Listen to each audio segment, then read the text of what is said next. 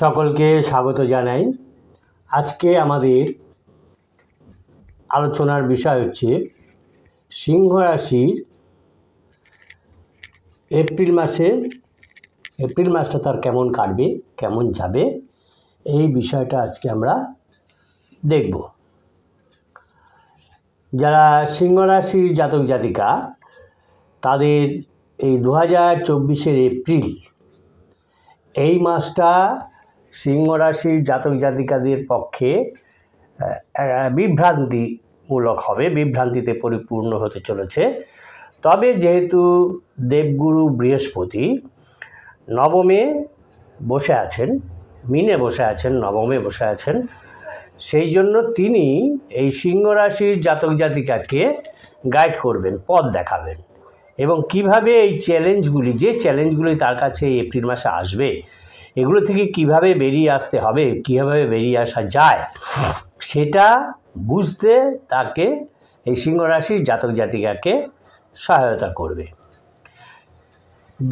যারা সিংহ রাশির জাতক জাতিকারা যারা চাকরিজীবী তাদের ক্ষেত্রে দেখা যাচ্ছে একটা তাদের পরিবর্তনের সম্ভাবনা রয়েছে।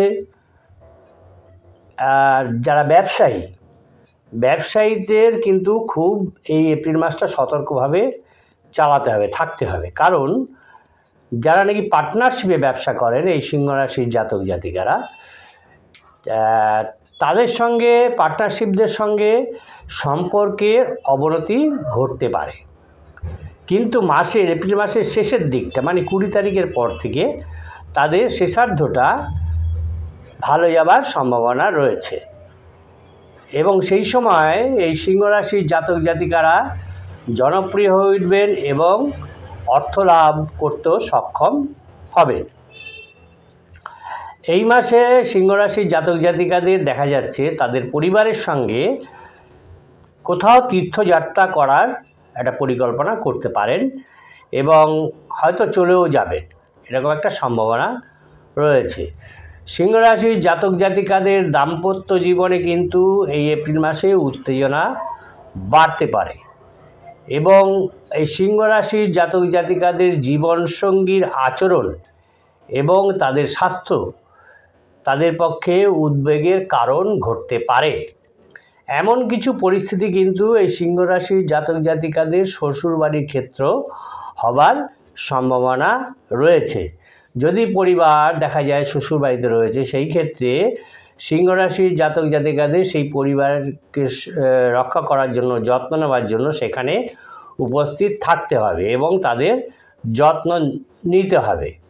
তাদের দাম্পত্য জীবন শান্তিপূর্ণ থাকবে, তবে সম্পত্তি নিয়ে বিবাদ হবার সম্ভাবনা রয়েছে। প্রেমের সম্পর্কে গভীরতা থাকবে এবং সম্পর্কটাও ঘনিষ্ঠ হবে, এরকমই সম্ভাবনা দেখা যাচ্ছে। ভেবেচিন্তে যে কোনো ধরনের বিনিয়োগ করা যেতে পারে। যদি তারা সিংহ রাশির জাতক জাতিকারা চান যে বিনিয়োগ করব, সেখানে ভাবনা চিন্তার প্রয়োজন আছে, ভেবেচিন্তে বিনিয়োগ করতে পারেন। অতীতে কোনো বিনিয়োগ হয়তো করেছেন, সেখান থেকেও দেখা যাচ্ছে লাভ হওয়ার সম্ভাবনা রয়েছে, কিন্তু আবার হঠাৎ করে কিছু সমস্যারও সম্মুখীন হতে পারে, যার মধ্যে কিন্তু আর্থিক ক্ষতি হওয়ার সম্ভাবনা দেখা যাচ্ছে। খারাপ স্বাস্থ্যের কারণে সিংহ রাশির জাতক জাতিকাদের কিছুটা দুশ্চিন্তা থাকবে, দীর্ঘ ভ্রমণের একটা সম্ভাবনাও থাকবে। কর্মজীবনের যারা নাকি কর্মী চাকরিজীবী সেদিক থেকে দেখতে গেলে যে এই মাসটা তাদের ক্ষেত্রে কিন্তু মিশ্র ফলাফল লাভ করবে তারা। আর যারা চাকরিজীবী সেক্ষেত্রে দেখা যাচ্ছে তাদের চাকরিরও একটা পরিবর্তনের, যারা করতে চাইছিলেন পরিবর্তন করবেন, সেই ক্ষেত্রে সেই সাফল্য লাভের সম্ভাবনা রয়েছে। আবার যারা নাকি ট্রান্সফারেবল জব করেন, বদলির চাকরি করেন, তাদের ক্ষেত্রেও বদলি হওয়ার সম্ভাবনা রয়েছে। ব্যবসায়ীদের জন্য কিন্তু এই মাসটা কঠিন হবে, ভালো যাবে না, কঠিন হবে। তবে যদি একা ব্যবসা করেন, পার্টনারশিপে না করে থাকেন, তাহলে সিংহ রাশির জাতক জাতিকাদের পরিশ্রম প্রয়োজন আছে, পরিশ্রম করতে হবে এবং প্রযুক্তিরও ব্যবহার করতে হবে। তাহলে ব্যবসাটাকে একটা সঠিক পথে নিয়ে যাবে এবং সেখান থেকে তারা ভালো মুনাফাও করতে পারবে, তাতে ব্যবসারও উন্নতি লাভ হবে। শিক্ষার্থী যারা, তাদের পঞ্চমপতি যেহেতু বৃহস্পতি এই নবমে বসে পূর্ণ দৃষ্টি দিচ্ছে পঞ্চমের উপরে, তার ফলে তারা যতটা সম্ভব পড়াশোনা করতে চান, অধ্যয়ন করতে চান এবং নতুন জিনিস শিখতে চান, সেটা সাফল্য পাবেন। কিন্তু সেখানে পরিশ্রম করতে হবে, পরিশ্রমের কোনো বিকল্প নেই, কঠোর পরিশ্রম করতে হবে। উচ্চশিক্ষা গ্রহণকারী যারা, তাদের জন্য এটা শিক্ষাক্ষেত্রে তারা প্রতিষ্ঠা লাভ করতে পারবেন, ভালো সময়, কিন্তু কঠোর পরিশ্রম দ্বারা এটাকে সত্য করে তুলতে হবে। সিংহ রাশির জাতক জাতিকাদের পরিবারের উত্থান পতন হতে পারে, এটা উত্থান পতনের মাস হতে পারে, এরকম একটা হবে। আর এই সিংহ রাশির জাতক জাতিকারা এই সময় এমন কথা বলবেন যার দুটো করে মানে হয়, সেটা কিন্তু দুটো করে মানে হয়, দুটো রকম অর্থ হয়। এটা কিন্তু পরিবারের সবাই, আপনার সঙ্গী সাথীর যারা আছে, তারা কিন্তু পছন্দ করবে না।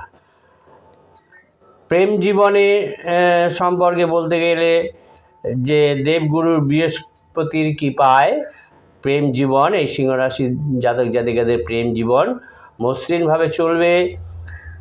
তারা তাদের পরিবারের সদস্যদের মধ্যে দেখা যাচ্ছে ভালোবাসা বৃদ্ধি পাবে এবং একে অপরকে তারা আরও ভালোভাবে বুঝতে সক্ষম হবেন।